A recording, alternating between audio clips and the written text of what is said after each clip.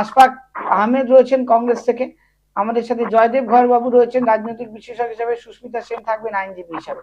আমি সরাসরি চলে যাব, আমাদের সাথে কংগ্রেসের মুখপাত্র রয়েছেন আশফাক আহমেদকে জিজ্ঞেস করবো এই বিষয়ে আশফাক আহমেদের কি মতামত। দেখুন, রাজ্যের মধ্যে যে ধরনের বোমা আতঙ্ক কাল থেকে দেশে দেখছি, সবচেয়ে বড় আমার কয়েকটি প্রশ্ন তৃণমূলের কাছে, সরকারের কাছে। সরকার এর দায়, বিজেপি কি বলছে না বলছে সেটা পরে কথা, প্রধান বিরোধী দল হিসেবে তাদের কি ভূমিকা হওয়া উচিত সেটার কথা, কিন্তু সর্ব যে প্রশ্ন, কয়েকটি প্রশ্ন আমাদের জাতীয় পক্ষ থেকে আমি করতে চাইছি যে যে নজরদারি সেটা এক নম্বর, আদালত ও গুরুত্বপূর্ণ ভবনের নিরাপত্তা হয়েছে কি, দ্বিতীয় প্রশ্ন। তিন হচ্ছে পূর্ব বিস্ফোরণ হয়েছে বা চার্জশিট বা হার, এই তিনখানা আছে। যদি এইগুলো যদি তৃণমূল করে নিতে পারে, তৃণমূলের সরকার, মুখ্যমন্ত্রী মাননীয়া মমতা ব্যানার্জির সরকার এইগুলোকে যদি রুখতে না পারে, ওনার যদি ইন্টেলিজেন্স ফেলিয়ার হয়ে থাকে, ওনার যদি ফেলিয়ার হয়ে থাকে, তাহলে উনি স্বরাষ্ট্রমন্ত্রী পদে। দুদিন হয়ে গেল, এখন পর্যন্ত একটা গ্রেফতার হয়েছে কি, প্রথম প্রশ্ন। এই কে খবর পাঠাচ্ছে, কে? আমি বিরোধীরা যখন কোনো পোস্ট করে, সামান্য কিছু পোস্ট করে মিনিটের মধ্যে নোটিশ পাঠিয়ে দেওয়া হয়, কিন্তু এখানে এত বড় ঘটনা যে আদালতে, আমরা হাওড়ায় দেখছি যে হাওড়ায় প্রমোটারকে দেবালোকে হত্যা করা, বোমা বিস্ফোরণ করে তামান্নার ঘটনায় দেখেছি, ভোট জেতার পরে বোমা বিস্ফোরণ ঘটিয়ে দেওয়া হয়েছে। এবং মাঝে মধ্যে মুখ্যমন্ত্রী বলেন যে প্রকাশ্য বলেন যে তোরা বোমা বাঁধতে জানিস, মানে আপনারা বুঝতেই পারছেন জিনিস কাকে ইশারা করছি আমি। তো সেকে তৃণমূলের সরকার এর কি দায় যেতে পারে না, দায় নিচ্ছে তাদেরকে তো ইমিডিয়েট প্রশাসন, তাহলে পুলিশের উপর মানুষের যে ভরসা, তারপরেও প্রশাসন, মন্ত্রী অর্থাৎ স্বরাষ্ট্র মন্ত্রক, মুখ্যমন্ত্রী ব্যর্থ। যদি ব্যর্থ তাহলে মুখ্যমন্ত্রী ইস্তফা, ওনার শাসক থেকে ওনাকে অব্যাহতি নেওয়া উচিত বলে আমি মনে করছি। আমি মনে করছি যে রাজনীতির ঊর্ধ্বে গিয়ে, আমাদের জাতীয় কংগ্রেস মনে করে যে রাজনীতির ঊর্ধ্বে গিয়ে আমাদেরকে মানুষের সুরক্ষা, দেশের রাজ্যের লোকের সুরক্ষা হবে, এবং এইগুলো ছড়াচ্ছে তৈরি করতে, বা যারা বোম তৈরি কাজ করে তাদেরকে আইডেন্টি করে তাদেরকে ধরতে হবে, প্রশাসনকে খুব শক্ত পালন করতে হবে। যদি শক্ত ভূমিকা প্রশাসন করতে ব্যর্থ হয়ে যাচ্ছে, আর যদি টোটালি ব্যর্থ, তাহলে আমি মনে করি প্রশাসনকে এর দায় নিতে হবে। দায় নিয়ে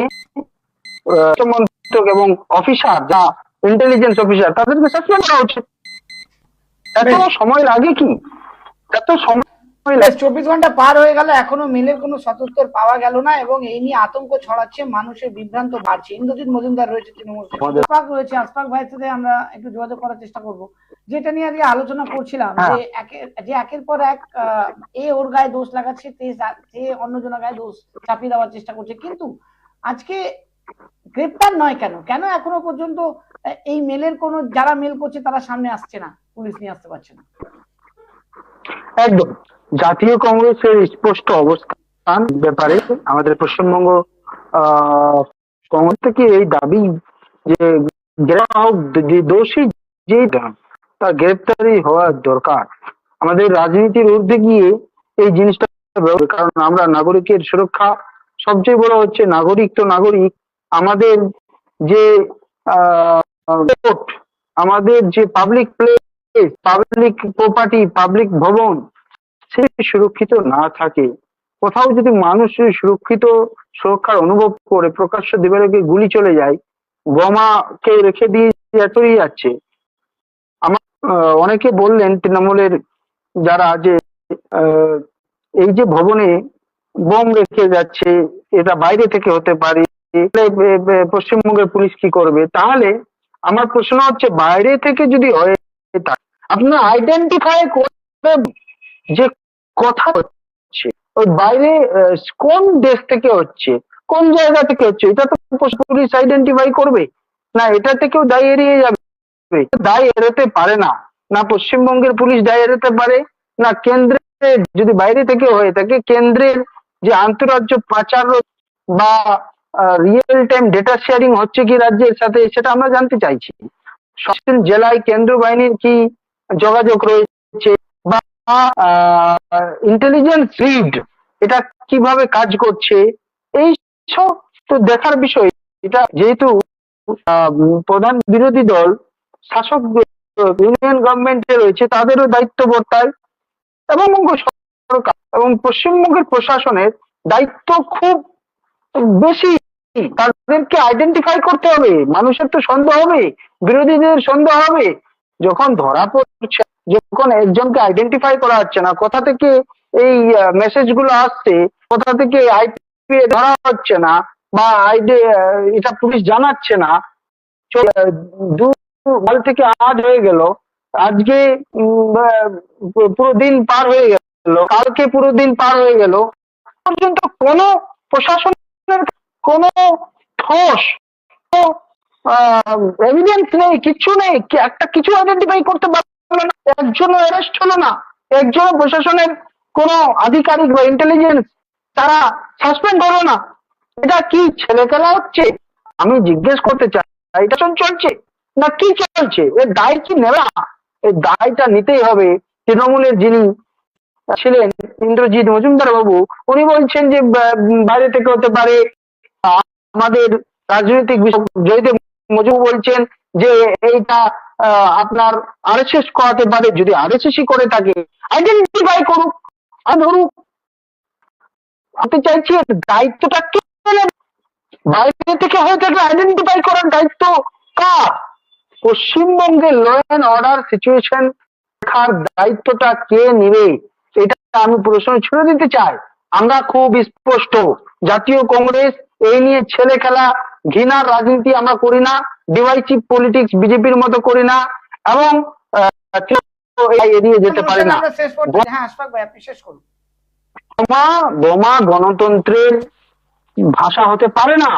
আদালতের সামনে আজকে আতঙ্ক, মানে এটা সংবিধানের ওপর কোথাও না কোথাও দেওয়ার মতো। রাজ্য কেন্দ্র দুপক্ষই দায় এড়াতে পারে। আমরা রাজনীতি চাই, নিরাপত্তা এবং ন্যায় বিচার চাই। নিরাপত্তা নেই বিচার চাই, হাওড়ার ঘটনায় নেই বিচার চাই, ইমিডিয়েট অ্যারেস্ট চাই, তো লোকদের চাই বাদে এবং নেতাদের ঘনিষ্ঠ, এবং মুখ্যমন্ত্রী স্বয়ং বলেন প্রশাসনিক যে তুই তো বোমাই বাঁধিস। মোল্লার ব্যাপারে বলেছিলেন, বিভিন্ন জায়গায় তৃণমূলের এমএলএরা, তৃণমূলের যারা নেতৃত্ব রয়েছে তাদের কানেকশন সেই গুলির সঙ্গে বিরোধীদেরকে রাস্তা নামার জন্য। তো সন্দেহ তো হয়, এবং এই সন্দেহ যতক্ষণ পর্যন্ত পশ্চিমবঙ্গের প্রশাসন উপযুক্ত ব্যবস্থা না নিচ্ছে রাজ্যে গিয়ে, তাহলে এই প্রশ্ন করতে আমরা বাধ্য হব। এই প্রশ্ন করা হবে, এই প্রশ্নের সম্মুখীন হতে হবে। মানুষ এই প্রশ্ন করবে, জনগণের প্রশ্ন করবে। একদিকে বিজেপি ভারতীয় জনতা পার্টি ডিভাইসিভ পলিটিক্স করছে, আর একদিকে পশ্চিমবঙ্গের প্রশাসন সম্পূর্ণ ফেলিয়ার হয়ে যাচ্ছেন, মানে দুটোই ব্যর্থ হয়ে যাচ্ছে। একদম। অনেক অনেক ধন্যবাদ আশফাক ভাইকে। আমাদের সময় আজকে একেবারে শেষ। আমরা একটু নেটওয়ার্কের